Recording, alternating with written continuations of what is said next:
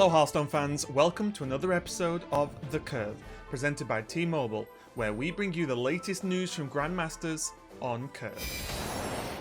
This week, Last Hero Standing was on the menu, as the players had to adapt to a different format whilst battling it out for their weekly points.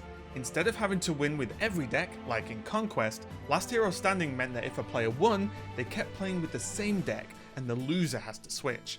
This led to some remarkable moments where a single deck was sweeping aside whole lineups by itself.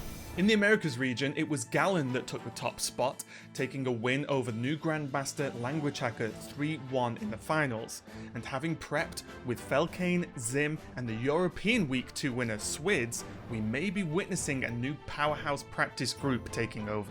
Meanwhile, in the Asia-Pacific region, Surrender continued to display his legendary consistency as he dispatched Glory with a quick 3-0 in the finals.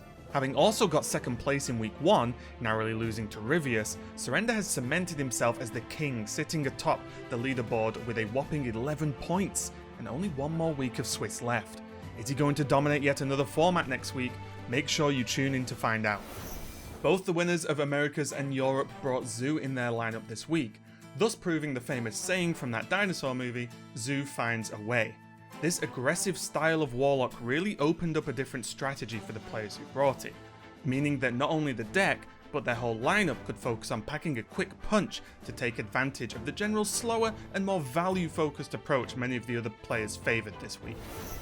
Warrior continued to be heavily represented across all regions again this week, and unlike in Asia Pacific, who all brought a similar list, the rest of the world just can't decide what to do with it. With 3 different archetypes across other regions, Bomb, Control, and Pain, the battle rages on to decide not only which archetype is the best, but which build of that archetype is the best, with many different opinions on which 30 cards get the job done. Be sure to look forward to the continued evolution of Warrior in the coming weeks.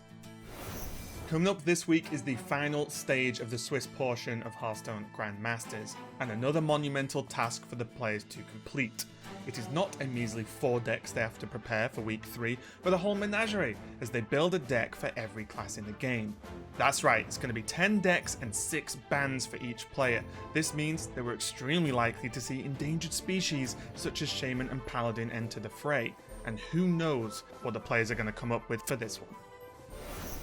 As always, make sure to go to playhearthstone.com/esports to catch up on any news or matches you may have missed this week in Grandmasters. But for now, us here at The Curve, we bid you farewell, and we'll see you next time in the tavern.